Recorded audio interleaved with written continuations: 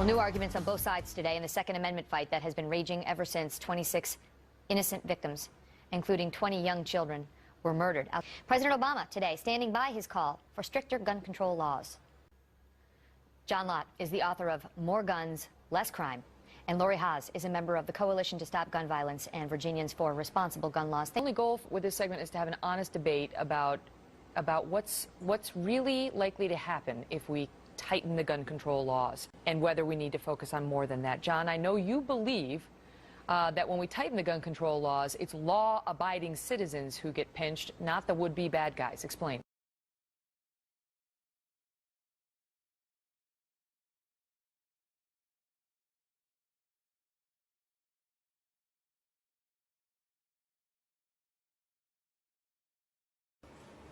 Right. Well, I mean, we all want to try to take guns away from criminals. The problem is, exactly as you say, let me give you a simple example. One thing that's been true for virtually all these multiple victim public shootings, in fact, there's only one exception, is that they've all occurred in places where guns are banned. You go and ban guns from a particular area, let's say a movie theater post, that people aren't allowed to take guns in there. Law-abiding citizens obey those rules. They don't take it in. Unfortunately, the criminal actually has an incentive then to go and attack in that target because people are going to be less able to go and defend themselves.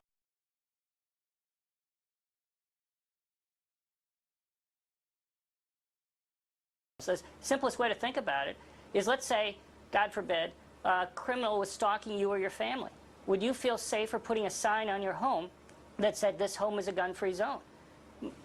I don't think it would stop a criminal from going in. I don't know any gun control proponent that would put up a sign like that. In fact, it would actually encourage them to do it because the criminal know it would be easier to attack them there. And yet, even though we'd never put up a sign like that on our own home, we put up those signs all over the place.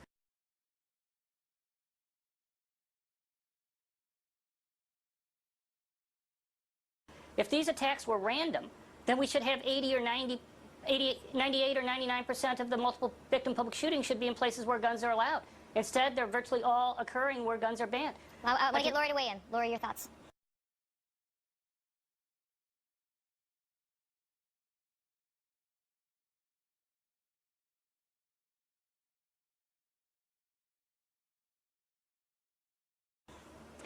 This is what I know. When my daughter Emily was shot twice in the back of the head 5.5 years ago at Virginia Tech, the shooter used a high-capacity magazine clip on his firearm. During the ban, state police, and I get my facts from the state police, the sale of high-capacity rounds went down, and the use in crime, state police tell me, was down. After the ban was to be expired, the incidence of those high-capacity rounds in crimes increased. They found them. I know that Cho had access to those high-capacity magazine rounds because of the expiration of the ban. That is what resulted in the carnage at Virginia Tech. 32 people were killed and 17 were injured, including my daughter Emily. Shot in the back of the head, you know, by someone who had easy access to military-style people killers, and it's unacceptable in America that we allow this to happen to our children, and that we see the answer to gun violence as more guns. John, that is not the answer. We need to remove the threat. We need to remove the threat. I want to come back to that, John, because the high-capacity magazines, and I understand you do not believe that guns, I mean, let's get it straight. The shooters are the ones who decided to pull the trigger. The shooters are the ones responsible, and they decided to use guns. But so many people have said, let's take what happened last week at the elementary school in Sandy Hook. If he hadn't had the magazines, if he hadn't had the weapons he had, maybe he would have been slowed down. Because it appears he wanted to kill more, and the only reason he didn't kill more is because the police showed up. So maybe if he didn't have, you know, the magazines he had, he wouldn't have killed quite as many. How do you argue against that? Right.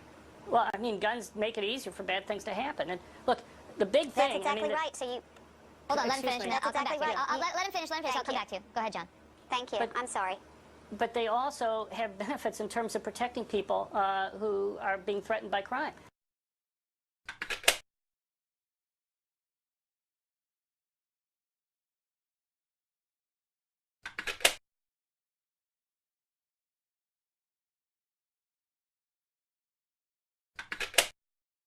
But can you speak to her point about the high-capacity magazines? Why is that? Because a lot of people say, why does a hunter need that? Why does a law-abiding citizen need more than 10 rounds in the magazine? Right. Well, here's the deal.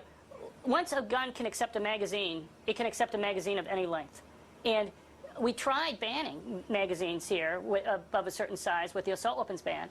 I don't know of anybody, any academic, who's found that in published studies by criminologists or economists that found it had a benefit. And there's many reasons for that, but one is that a magazine is like the simplest part of a gun to make.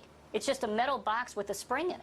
And so if you were to go and completely ban them, I don't think you'd be any more successful in banning those than you were banning guns in D.C. or Chicago. And Lori, some people say if you look at somebody like Adam Lanza, who is, you know, they're always such cowards. You know, I mean, he's in there in his military gear against little 6-year-olds.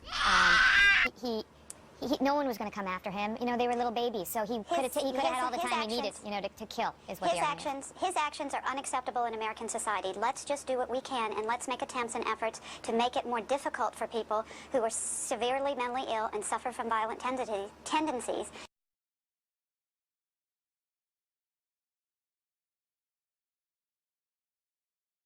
To get their hands on these high-powered people I want to get your thoughts on this, Lori, because you know that his mother didn't suffer from those, and so she had the guns legally. So even if we revamp the gun laws the way they were from '94 to '04, she still could have got those guns, and he still would have had access. They would have been banned at the time if we had kept the assault weapons ban and not let it expire. That's not true. The semi-automatic rifles that she had would not have been covered by the assault weapons ban. Only certain forms of the AR-15 were banned. Let's not argue over how big, how small, how what. Let's fix it. Let's take action. Let's keep these military-style people killer out of the hands of everyday citizens. And I think that Americans are clear. Americans want these people killers off the streets. We want them unavailable to everyday citizens. Law enforcement are and have spoken out on this. They are for the assault weapon ban. And everyday Americans, we do not want to live in a military-style armed society. I don't want to live in a country that has a military weapon on every street corner by every yahoo walking down the street. John, I'm going to give you a chance to respond, but I do want to ask you, because some are saying now that the ban that was in place from '94 to '04 was largely feckless. It was ineffective because it was feckless, and that if we're going to have gun control again, we need to put some teeth into it. They want to make something more forceful than what we had in place. Well, the advocates who put it in place claimed it was having effect. You can look at statements by Dianne Feinstein or Chuck Schumer when it was about to sunset in 2004. Both of them, as well as many others, predicted huge increases in murders and robbery rates that would occur if it sunset in 2004. Well, it sunset in 2004, and murders are down 20%, and robberies are down almost the exact same amount. So, and the decrease by state police in the number of magazine rounds found at crimes has been cut in half during the ban. It's not true. No. You can find all the facts you want, but let's not argue these facts. The facts are there. 26 children. You use a lot. I don't think you know what you're talking about on the guns. You don't. When you've used the term military weapons. These are not military weapons. There's no military in the world. Then let's let the experts figure this out. Excuse me, ma'am. Excuse me. We're gonna have to leave it at that because we're running out of time. I do want to say, Lori, I understand that your daughter survived having been shot twice in the head, and for that we're very grateful for your family. Thank you very much. We are grateful she's alive, and I am sad that there are others who are not, and we need to do a better job to keep Americans and our children safe. Yeah, well, I mean, I think that's something we can all agree on, right? It's just a question of what the right solution is, and I appreciate that respectful debate. Thank you both so much. Thank you for having me. I understand her fear, but you... Sorry, John. We're out of time, but John's got a lot of postings online, too, if you want to hear more on either side.